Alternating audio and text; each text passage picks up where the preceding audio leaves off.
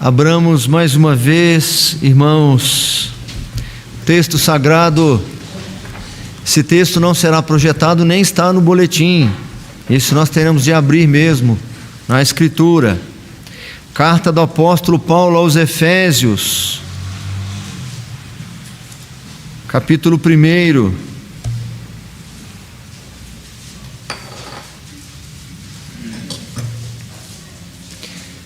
Epístola do apóstolo Paulo aos Efésios, capítulo 1.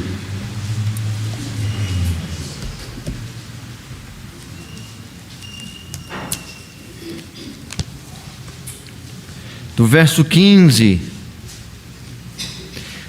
ao verso 23.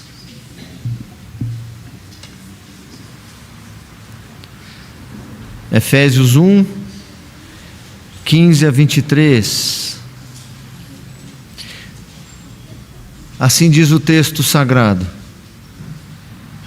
Por isso, também eu, tendo ouvido a fé que há entre vós no Senhor Jesus,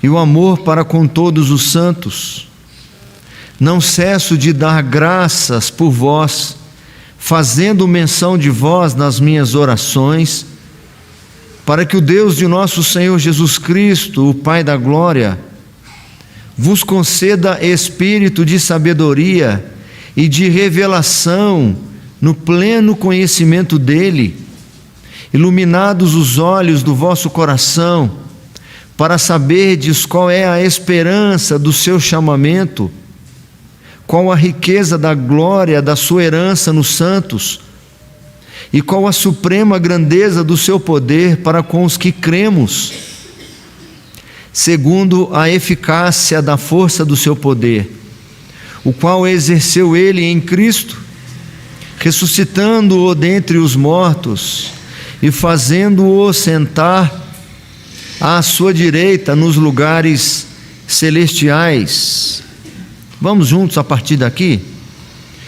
Acima de todo principado e potestade, e poder, e domínio, e de todo nome que se possa referir, não só no presente século, mas também no vindouro. E pôs todas as coisas debaixo dos pés, e para ser o cabeça sobre todas as coisas, o deu à igreja, a qual é o seu corpo, a plenitude daquele que a tudo enche em todas as coisas. Amém. Louvado, exaltado seja o nosso Senhor. Oremos mais uma vez, amados, e para esta oração eu convido Reverendo Lisandro, que está nos visitando. Interceda ao Senhor, rogue ao Senhor que fale com sua igreja nesta hora, que alimente-nos por sua palavra santa, que ilumine-nos por seu Espírito. Lembremos também nessa oração da família enlutada da dona Eni, nossa irmã Eni, que perdeu um filho, acho que foi ontem, nossa irmã Eni. Oremos, meus irmãos.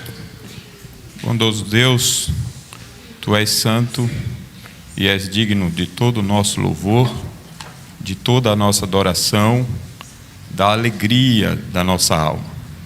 Nós exaltamos a Ti, bendizemos o Teu nome, por ser o nosso Deus, por nos trazer à Tua presença, para cantarmos ao Senhor, para orarmos, para lermos a Tua palavra e neste momento também para ouvirmos os Teus ensinos, a Tua voz, a Tua mensagem para o nosso coração. Nós temos fome e sede do Senhor e pedimos humildemente que, por meio do Teu Espírito, o nosso coração se alimente de Ti.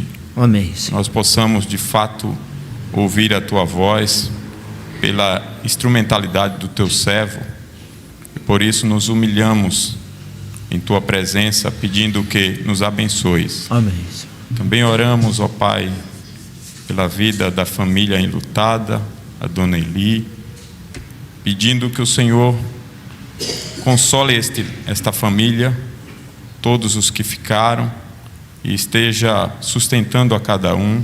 Amém, e se utilizando deste momento para abençoar cada vida, aproximando cada um de Ti. Nós oramos agradecidos em nome de Jesus. Amém. Amém. Nós já acompanhamos algumas semanas atrás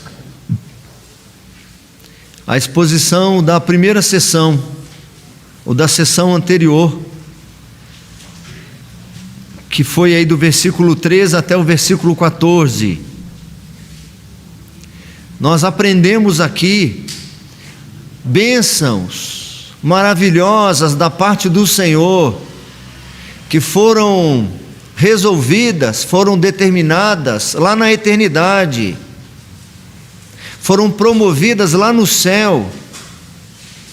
E agora nessa segunda parte, no texto que nós lemos, é a repercussão dessas bênçãos que foram decididas na eternidade e que tomam forma aqui nos nossos dias. Bênçãos que foram contempladas lá no céu e que alcançam a terra aqui nesse trecho. Essas bênçãos determinadas, decretadas na sessão anterior, são caracterizadas por aquelas palavras que já mencionei para os irmãos.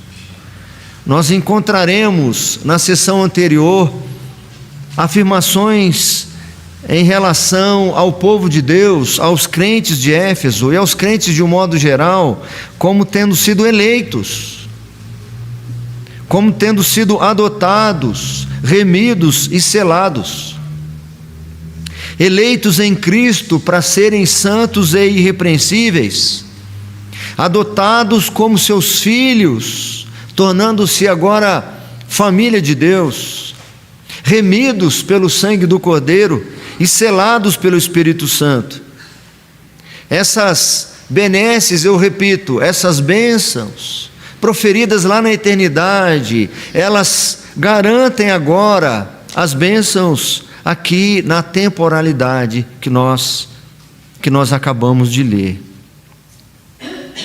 Eu comentei isso no sermão passado, que nós já fomos aqui um trecho. O título que está aqui, Paulo ora pelos crentes, não é o mais apropriado. Naturalmente ele não é o título inspirado, não faz parte do texto sagrado. Mas ele não é o mais apropriado, porque ele dá a ideia que o apóstolo Paulo vai fazer uma oração aqui pelos crentes. Paulo aqui nesse trecho não está orando, no anterior ele ora, ele escreve uma oração. Bendito o Deus e Pai de nosso Senhor Jesus Cristo, diz o verso 3. Aqui ele não está orando, aqui ele está revelando a essa igreja que quando ele ora por ela, o que ele suplica por essa igreja, o que ele pede em favor dessa igreja quando ora por eles. Ele não está orando aqui nesse momento, mas ele o faz constantemente. Ele diz aqui no versículo 16: não cesso de dar graças por vós, fazendo menção de vós nas minhas orações. E a partir do versículo 17, ele vai mencionar quais são os assuntos que ele apresenta a Deus em favor desta igreja, quais são os motivos pelos quais ele intercede ao Senhor por esta igreja. Naturalmente, existem muitos assuntos para apresentar ao Senhor em favor da igreja. Existem necessidades individuais e específicas. Numa coletividade como a nossa aqui, por exemplo, num auditório como o nosso, nem é um auditório tão grande assim, mas é possível que cada um tenha aí uma necessidade específica e particular. É a minha filha, Senhor, que está com aquele problema. É só você que está vivendo isso. Dentre os muitos motivos que o apóstolo Paulo poderia apresentar ao Senhor em favor da igreja, eu repito, além das necessidades individuais, existem as coletivas. Existem as necessidades materiais e as espirituais, questões visíveis e invisíveis, questões em relação ao passado, questões relativas ao futuro e ao presente. Existem motivos de gratidão e motivos de petição. E o apóstolo Paulo aqui resume, ele faz duas grandes súplicas. Nós já vimos a primeira. Só relembrando o nosso tema, nós estamos numa série Epístolas da Prisão, e começamos agora recentemente na Epístola aos Efésios, e o trecho que nós estamos hoje é justamente este, a súplica. Nós já vimos a primeira súplica no sermão passado. Ele pede, começando aí no versículo 17, eu vou reler o 16 para poder fazer uma ligação.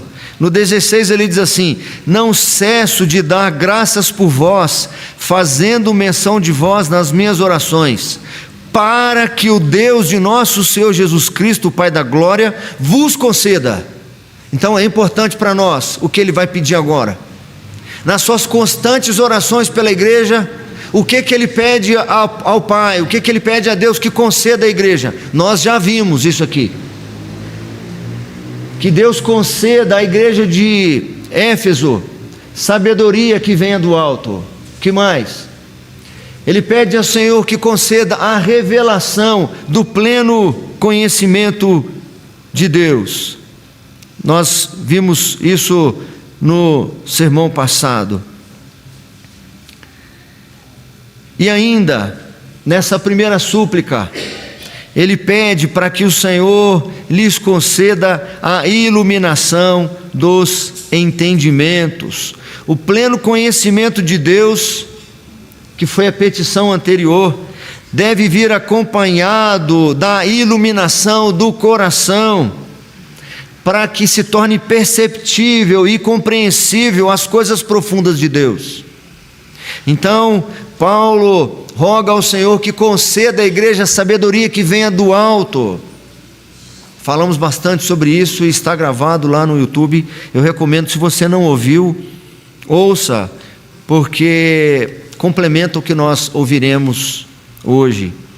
Roga ao Senhor que lhes conceda pleno conhecimento do próprio Deus. Tem a ver com a razão, tem a ver com conhecimento. E ainda pede que o Senhor ilumine o entendimento deles, alguma coisa como que além da razão ilumine vocês de tal maneira que vocês compreendam mais do que apenas e meramente racionalmente, para que vocês experimentem desse conhecimento. Então nós vamos agora para a segunda súplica, que é a partir do verso 18.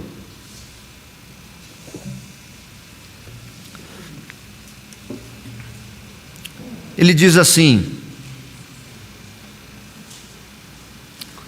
eu vou reler o 17 para poder fazer a ligação.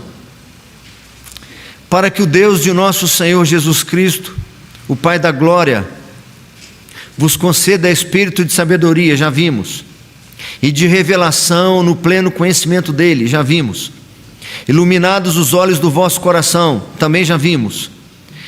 Agora vem aqui a segunda parte da petição. Ele pede para saberdes qual é a esperança do seu chamamento.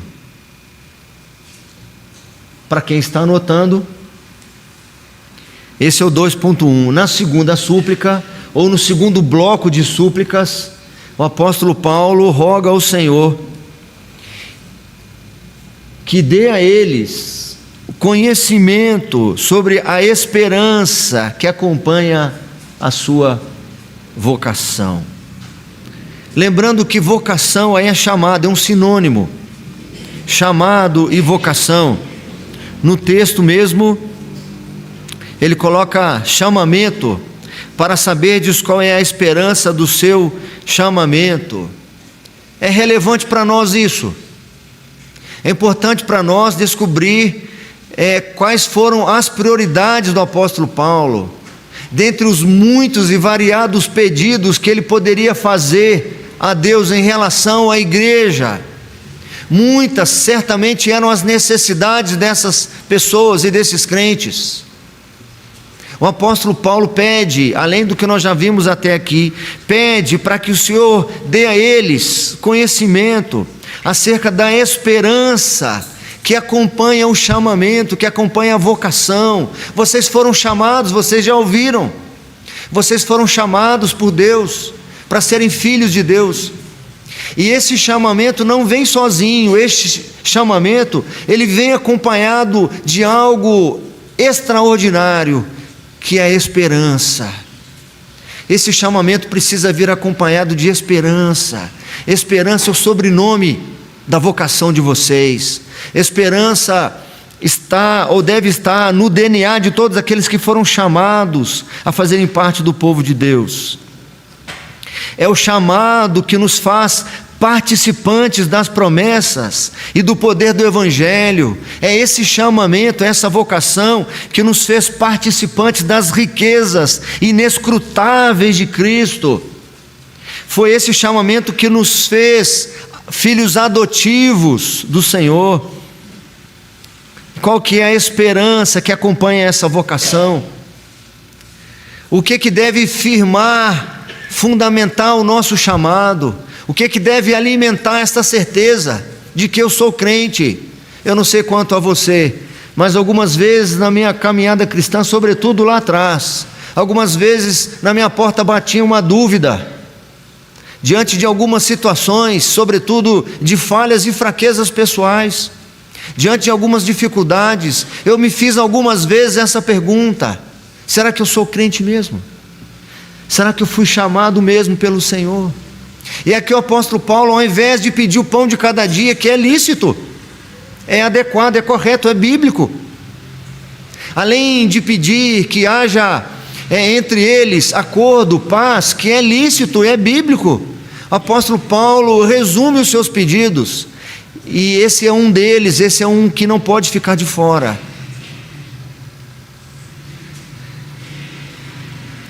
Iluminados os olhos do vosso coração, para saberdes qual é a esperança do seu chamamento. A esperança do meu chamamento não se firma, não se fundamenta nas minhas virtudes, nas minhas habilidades, ou na minha capacidade de perseverar. A certeza que deve acompanhar o meu chamado, a minha vocação, as convicções que devem me fazer caminhar, crendo de fato que eu sou um servo de Jesus Cristo, faço parte da família de Deus, sou agora parte daquela nação santa. Não são as minhas virtudes, não podem se fundamentar nas minhas debilidades, porque eu fraquejarei muitas vezes, e então essas convicções não serão tão bem fundamentadas. E aí eu vou me inquirir, vez ou outra, será que eu sou crente mesmo? Porque pensar o que eu estou pensando, falar o que eu acabei de falar, fazer o que eu acabei de fazer, eu acho que eu nem sou crente em nada. Meus irmãos, pode parecer meio estranho para alguns de nós, mas isso é mais comum do que nós imaginamos. Conheço muita gente séria, que vez ou outro titubeia sobre a esperança do seu chamamento. A esperança do nosso chamamento se fundamenta no Senhor e Salvador Jesus Cristo.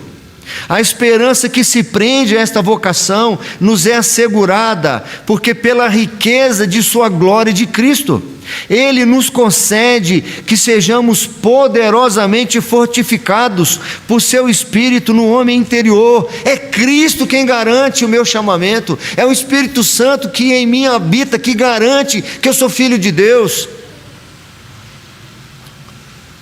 Assim Cristo habita em nossos corações pela fé, e podemos conhecer seu amor que excede todo entendimento. Eis como pelo poder que opera em nós, Ele pode fazer infinitamente mais do que tudo quanto pedimos ou pensamos, conforme o seu poder que opera em nós. A esperança não se fundamenta em mim, mas a esperança do meu chamado, as convicções de que de fato eu sou filho de Deus, se fundamentam nas certezas bíblicas, no sacrifício de Jesus Cristo, nas conquistas de Cristo. Isaías, quando fala sobre o fruto ou a consequência do penoso trabalho de Cristo, diz: e ele viu e ele verá o fruto do seu penoso trabalho, e nós somos frutos desse penoso trabalho. Eu preciso me lembrar constantemente daquilo que ele ensina lá no registro de João 10, quando está falando para as suas ovelhas, ou falando das suas ovelhas, e apresentando-se como o bom pastor, e diz que o bom pastor dá vida por suas ovelhas. Existiam entre as ovelhas alguns que não eram das suas ovelhas, que não conseguiam conceber aquelas afirmações, jamais poderiam ter essa mesma esperança, porque justamente não eram das suas ovelhas. Vocês não me ouvem e naturalmente não me seguem, porque vocês não são das minhas ovelhas, porque as minhas ovelhas, elas ouvem a minha voz, elas me seguem, e ninguém as arrebatará das minhas mãos. A vida de um crente, meus irmãos, a vida de Paulo, e ele intercede ao Senhor pela igreja de Éfeso, que seja uma vida caracterizada por certezas e convicções. Não há espaço para titubear e espaço para dúvidas.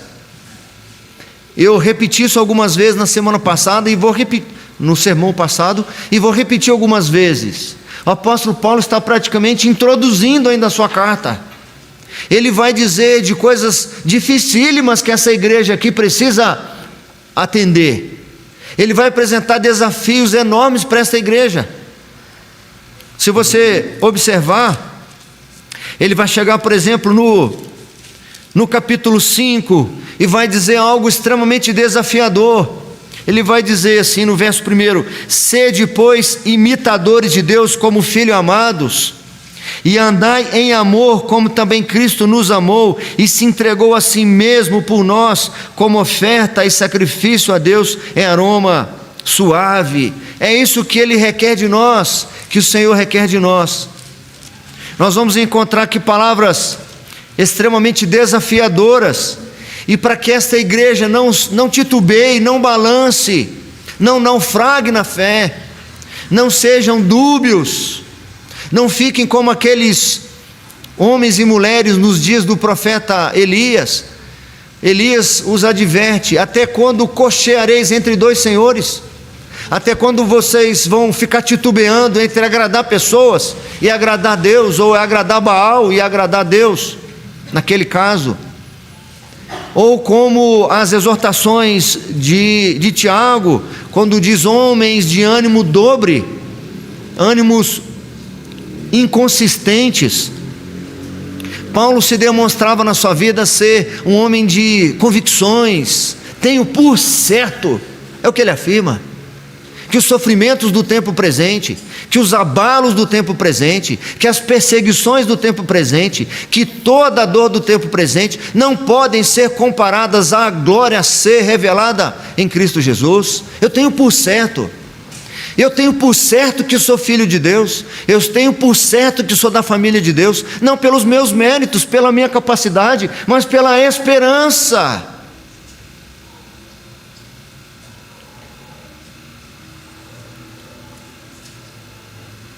A esperança que se prende, a esperança que se gruda a esta vocação, nos é assegurada, eu repito, pela riqueza de sua glória. Ele nos concede que sejamos poderosamente fortificados por seu Espírito no homem interior. Paulo, em sua oração, já afirmara aí nos versículos anteriores, no verso 12, quando ele diz: a fim de sermos para o louvor da sua glória, nós o que de antemão esperamos em Cristo, em quem também vós, depois que ouvistes a palavra da verdade, o evangelho da vossa salvação, tendo nele também crido, vamos juntos a partir daí? Fostes selados com o Santo Espírito da promessa. E o 14: qual é o penhor da nossa esperança, até o resgate da sua propriedade, em louvor da sua glória.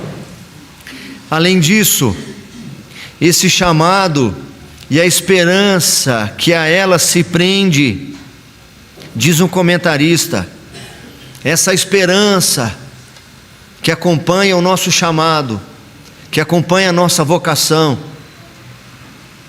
que é a certeza de que nós de fato somos filhos de Deus, ela vai brilhando cada vez mais, e quanto mais combates passamos, quanto mais aflições passamos, mais essa esperança se evidencia.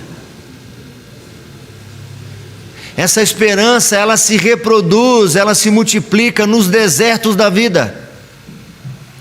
Quando nós nos sentimos abandonados e assombrados, porque nos faltam outras esperanças, quando nos faltarem outros tipos de vigor, de soluções, de saídas e de alternativas, quando a impressão de que se está no fundo do poço, sem alternativas e saídas, aí essa esperança se evidencia ainda mais, brilha ainda mais.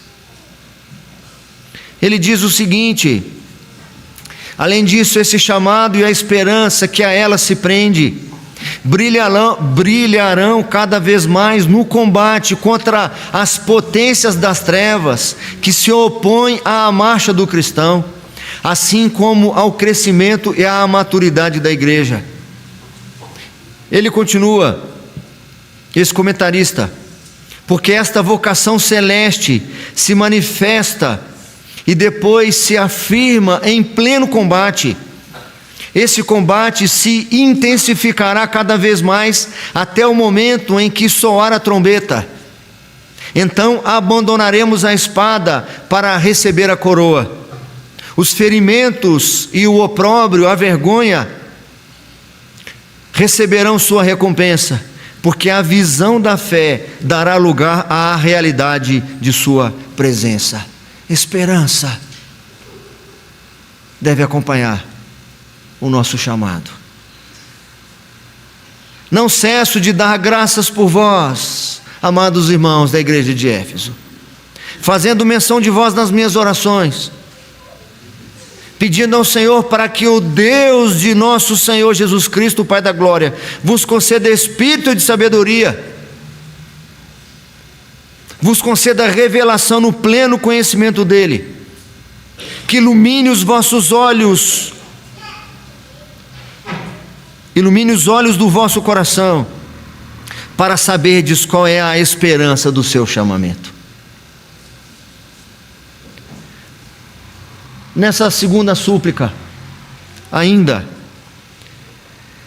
qual a riqueza da glória da sua herança nos santos. Então, esta sabedoria, esse conhecimento de Deus, esse coração iluminado, é para que, além de reconhecerem a esperança que acompanha a sua vocação, essa sabedoria, esse conhecimento de Deus, é também para que eles reconheçam a riqueza da glória de sua herança. É o que está no final do versículo 18: iluminados os olhos do vosso coração, para saberdes qual é a esperança do seu chamamento, e mais, qual a riqueza da glória da sua herança nos santos. É para vocês saberem, além da esperança do chamamento, é para vocês saberem também qual é a riqueza da glória da sua herança nos santos. Já está ali para quem gosta de anotar.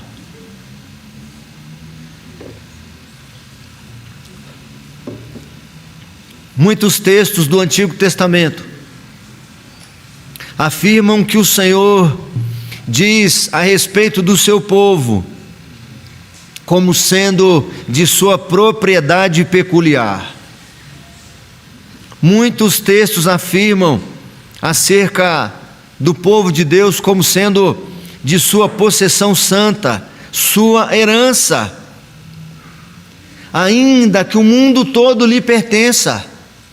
Tudo pertence ao Senhor, mas de modo especial e particular a um povo que o Senhor afirma ser a sua herança.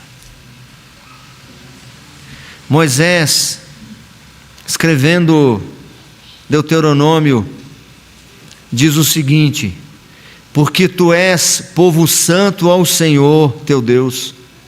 O Senhor teu Deus te escolheu para que lhe fosses o seu povo próprio de todos os povos que há sobre a terra. Não se esqueçam disso. E eu preciso aqui relembrar que quando Moisés escreve Deuteronômio, é chamado a repetição da lei. O povo está prestes para entrar na terra prometida. 40 anos já se passaram desde que saíram do Egito. Aquela primeira geração que não creu no Senhor já padeceu, já morreu. As crianças se tornaram adultas, estão agora às vésperas de adentrar na terra prometida. E Moisés não quer que esta geração cometa as mesmas transgressões e falhas da geração anterior, que não cometa a mesma inconsistência, a mesma falta de fé, falta de confiança no Senhor. É por isso que ele vai repetindo, reiterando aquilo que já estava registrado nos livros anteriores. E uma expressão que se repete muitas vezes lá, e afins, é recordar-te-ás, lembrem-se. Ele vai chamar a atenção do povo muitas vezes. E dentre essas recordações, dentre essas lembranças, dentro daquilo que o povo precisava trazer à sua memória, está essa afirmação: lembrem-se de que vocês são o povo santo do Senhor. Mesmo com todas as falhas que vocês demonstraram, apesar de serem tão de dura serviço como se demonstraram, vocês são um povo santo, separado do Senhor. O Senhor teu Deus te escolheu para que lhe fosses o seu povo próprio de todos os povos que há sobre a terra. O salmista vai dizer: feliz a nação cujo Deus é o Senhor, e o povo que Ele escolheu para a sua herança. Nós fomos adotados, fomos feitos filhos pela graça, resgatados por um tão grande preço, selados com tão segura garantia, com maioria de razão, somos sua herança e Ele é a nossa herança.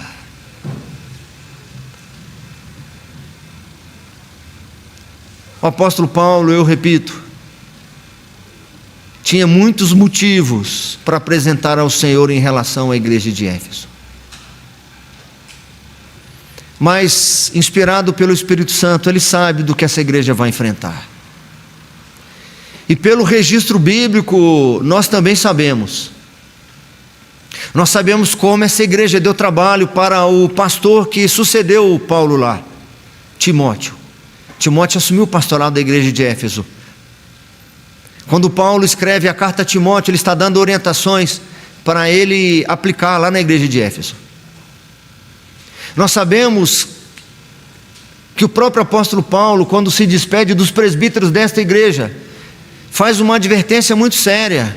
Ele diz: depois da minha partida, lobos vorazes penetrarão entre vós, que não pouparão o próprio rebanho. Nessa própria carta ele vai dizer lá no capítulo 6, e eu já disse isso aqui algumas vezes, sobre os principados e potestades que esses irmãos terão de enfrentar. O que pode dar firmeza para esse povo? O que pode sustentar esse povo, mesmo com os lobos vorazes tentando devorar o rebanho? O que pode dar a esse povo aqui consistência para continuar crendo no Senhor? Entre outras coisas que nós já dissemos, reconhecerem a riqueza da glória da sua herança. Nós somos herança do Senhor. Mas olha os lobos vorazes, nós somos heranças do Senhor. Mas olha os principados e potestades que vocês terão de enfrentar, porque a nossa luta não é contra o sangue nem contra a carne. Ele vai dizer nessa carta: a nossa luta é contra principados e potestades, contra inimigos hostis e poderosos.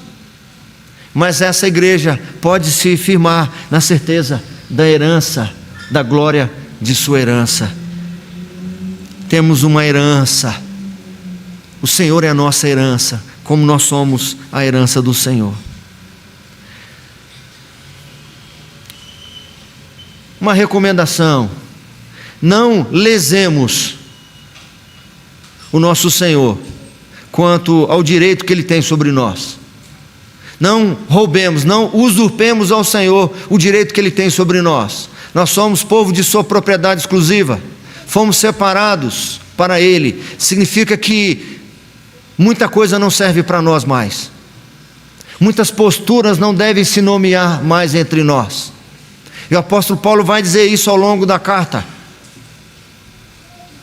preparando a igreja para as suas advertências. O apóstolo Paulo diz: vocês precisam se fundamentar nisso, não lesem ao Senhor, porque vocês são o povo dele, e sendo o povo dele, vocês devem viver da seguinte maneira. Por exemplo, no capítulo 4: rogo-vos, pois eu, o prisioneiro no Senhor, que andeis de modo digno da vocação que foste chamados. É como se ele dissesse: vocês são possessão do Senhor. Isso lhes dá confiança, isso lhes dá segurança, mas isso traz também responsabilidades. Vocês devem andar com toda a humildade e mansidão, com longanimidade, suportando-vos uns aos outros em amor. Não lesem ao Senhor, porque vocês são dele, são regidos por Ele, são possessão dele. Esforçando-vos diligentemente por preservar a unidade do Espírito no vínculo da paz. Pulando mais um pouco, para alguns versículos mais à frente, ele vai dizer no versículo 17: isso, portanto, digo, e no Senhor testifico, que não mais andeis como também andam os gentios, na vaidade dos seus próprios pensamentos, obscurecidos de entendimento, alheios à vida de Deus, etc, etc, etc. O apóstolo Paulo roga para que eles tenham consciência, tenham compreensão e sabedoria da riqueza da glória da sua herança, para lhes dar confiança, para lhes dar certezas. O Senhor é o arrimo da minha sorte, o Senhor é a minha cidadela, Ele é o meu rochedo, é o meu sustentador, Ele é a minha garantia, Ele é a minha herança, bem nenhum além disso eu possuo. Ele é a minha confiança, nele eu deposito toda a minha convicção. Mas isso traz também um peso de responsabilidade. Se Ele é a minha herança, se eu sou sua herança, eu não sou mais do mundo, o mundo não mais me cabe. É por isso que aqui na carta ele vai dizer: aquele que mentia não minta mais, antes fale a verdade, porque vocês são a herança do Senhor. Aquele que roubava, não roube mais, antes trabalhe. Você tem que se despir, se desvestir do velho homem e se revestir do novo homem. Então não lesemos o nosso Senhor quanto aos direitos que Ele tem sobre nós, e não o troquemos por um prato de lentilhas. Não negociemos nenhum dos privilégios relacionados com o nosso direito de primogenitura. É nesse sentido que o apóstolo Paulo ele exorta aos Colossenses, num texto que nós já lemos hoje aqui: dando graças ao Pai que vos fez idôneos à parte que vos cabe da herança dos santos na luz. Ele nos libertou do império das trevas, nos transportou para o reino do Filho do seu amor. Vou repetir o início: dando graças ao Pai que vos fez idôneos, autênticos, íntegros, à parte, os separando da parte agora que vos cabe a herança dos santos na luz. Ele transferiu vocês, não cabe mais esse tipo de conduta. E eu repito, ao mesmo tempo que traz confiança, segurança para nós: eu sou do meu Senhor e o meu Senhor é meu. Traz certezas ao longo dos embates desta vida, traz também um desafio e uma responsabilidade. E finalmente, irmãos, nesse segundo bloco de súplicas, no verso 19, vamos ler juntos o verso 19, aliás, vamos o 18 e o 19. Iluminados os olhos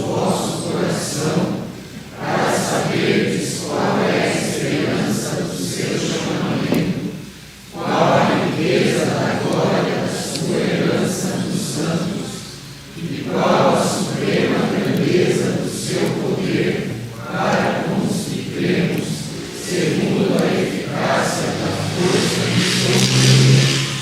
aquelas súplicas anteriores do sermão passado, quando o Senhor suplica que eles recebam sabedoria do alto, que eles recebam pleno conhecimento de Deus, e que o coração deles seja iluminado. Para quê? Para eles reconhecerem a esperança que acompanha o chamado deles, para eles reconhecerem a riqueza da glória da herança que eles receberam, e também para reconhecerem a excelente grandeza do seu poder. Nós poderíamos ler: iluminados os olhos do vosso coração, para saberdes qual é a esperança do seu chamado, para saberdes qual a riqueza da glória da sua herança nos santos, e para saberdes, aí já no 19, qual a suprema grandeza do seu poder para com os que cremos, segundo a eficácia da força do seu poder. O apóstolo Paulo define o poder de Deus da seguinte maneira, aqui mesmo nessa carta, aqui mesmo nesse trecho. No verso 20, ele vai dizer: o qual o quê? O poder, a eficácia da força do seu poder, o poder pelo qual exerceu ele em Cristo, ressuscitando-o dentre os mortos e fazendo-o sentar à sua direita nos lugares celestiais. Foi o exercício do seu poder, foi a força do seu poder que ressuscitou Cristo dentre os mortos. Foi a força do seu poder que fez com que ele fosse assentado à sua direita nos lugares celestiais. Foi a força do seu poder que o colocou acima de todo principado e de toda potestade e poder e domínio e de todo nome que se possa referir, não só no presente século, mas também no vindouro. Foi esse poder que fez com que todas as coisas estivessem subjugadas aos pés de Cristo. Foi esse poder que fez com que Cristo fosse o cabeça sobre todas as coisas e o deu à igreja. Eu repito, o apóstolo Paulo está preparando a igreja para o que ele vai ensinar mais à frente. São certezas e convicções que essa igreja precisa ter para receber o que vai receber lá na frente.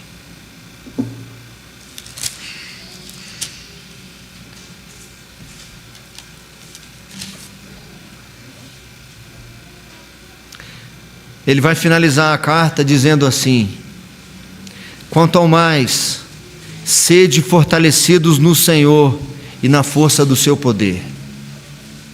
Que força, que poder! Vivemos dias de muitas incertezas e inseguranças no meio do povo de Deus. Nós não temos costume de fazer pesquisas como os americanos fazem.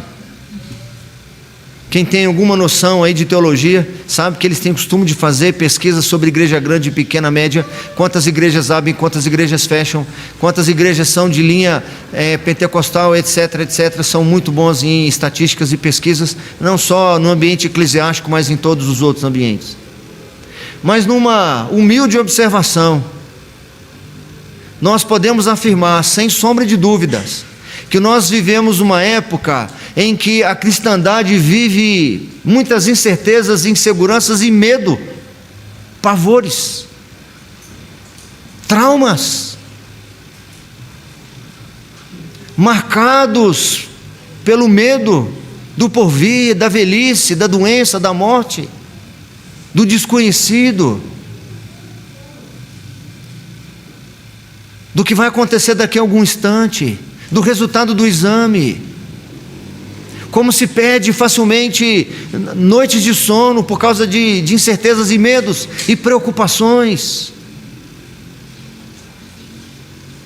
Que poder é esse que pode me dar segurança nesta vida? Que poder é esse que fez com que o apóstolo Paulo olhasse para o fim da sua vida e a encarasse de uma maneira completamente diferenciada do que nós ouvimos e vemos nos nossos dias? Quanto a mim, Timóteo, já estou sendo oferecido por libação. Isso só fala assim tranquilamente, apóstolo Paulo?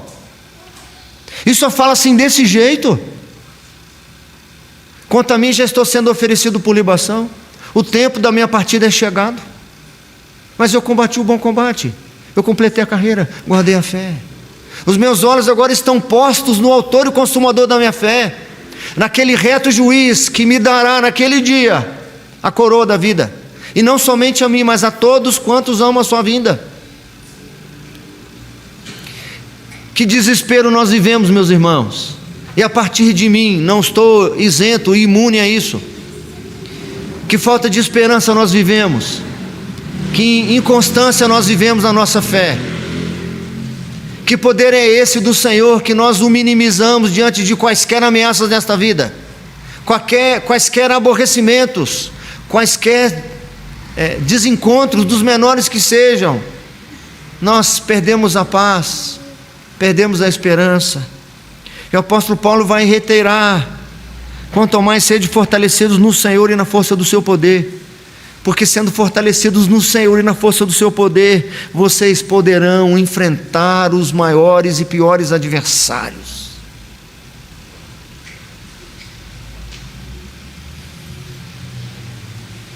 O apóstolo Paulo está preso, meus irmãos, e não se encontra nenhuma vírgula, nenhuma menção, por mais discreta que fosse, de alguma murmuração, de algum desespero. Ele não está numa carceragem terrível como as nossas, ele está numa masmorra, vivendo de maneira subhumana. E ele é fortalecido no Senhor e na força do seu poder. E nas suas orações constantes pela igreja, poderia pedir emprego, caso houvesse algum desempregado na igreja de Éfeso. Não é pecado, não é errado fazê-lo. Ele poderia orar ao Senhor por curas. Naturalmente haveria algum enfermo na igreja de Éfeso, era uma grande igreja na Ásia. Ele poderia orar por consolo de famílias enlutadas, também é bíblico. Consolar uns aos outros, é bíblico. Mas o apóstolo Paulo resume aqui as suas petições, e nós vamos revê-las rapidamente. Pode voltar lá no início, só para a gente passar e encerrar. No seu primeiro bloco de súplicas, volta. Pode voltar. Aí foi muito, né? Rapaz, esse é o futuro, né? Isso aí é lá na glória, vamos pensar nisso agora não. É porque estava no 1:3, não está aí o 1 e o 1:2 não, né? Estava assim, porque ele passou no começo aí. Vai. Aí. Senhor, constantemente eu te peço que conceda à igreja a sabedoria que vem do alto. Irmãos, isso foi tremendo para mim preparar esse ponto, porque a sabedoria aqui não é simplesmente ter discernimento das coisas. Vou relembrar um trecho para nós aqui.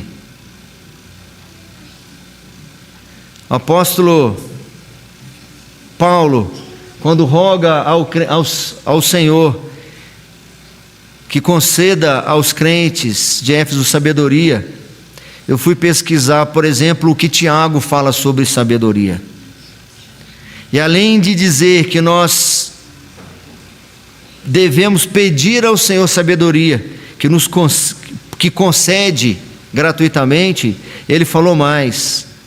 Tiago diz assim: quem entre vós é sábio e inteligente? mostre em mansidão de sabedoria, mediante condigno proceder nas suas obras. Paulo está pedindo isso para a igreja. Se pelo contrário tendes em vosso coração inveja amargurada e sentimento faccioso, nem vos glorieis disso, nem mintais contra a verdade. Esta não é a sabedoria que desce lá do alto, antes é terrena, animal e demoníaca. Então Paulo, quando pede ao Senhor que dê aos crentes sabedoria que vem do alto, está pedindo muita coisa. Pois onde há inveja e sentimento faccioso, aí há confusão e toda espécie de coisas ruins. A sabedoria, porém, lá do alto é primeiramente pura, depois pacífica, indulgente, tratável, plena de misericórdia e de bons frutos, imparcial, sem fingimento. É isso que eu quero para vocês, ó crentes de Éfeso. Ora, é em paz que se semeia o fruto da justiça para os que promovem a paz. O que mais ele pede? Ele pede revelação do pleno conhecimento de Deus. Provavelmente as inconstâncias da fé do povo cristão nos nossos dias, ou uma vida muito parecida com quem vive lá fora, é por falta de conhecimento do verdadeiro Deus. Você se reúne regularmente em ambientes religiosos e você só é afagado emocionalmente, você não aprende quem é Deus, não se fala sobre soberania, sobre justificação, não se fala sobre perdão, sobre pecado. O que mais ele ora? Pela iluminação do entendimento do vosso coração, para que além de entenderem racionalmente, vocês sintam, conheçam Deus com a mente e conheçam com o vosso coração. E as demais súplicas que ele faz, que foram apresentadas hoje, para que eles tenham conhecimento da esperança que acompanha a sua vocação, a riqueza da glória de sua herança e finalmente a excelente grandeza do seu poder.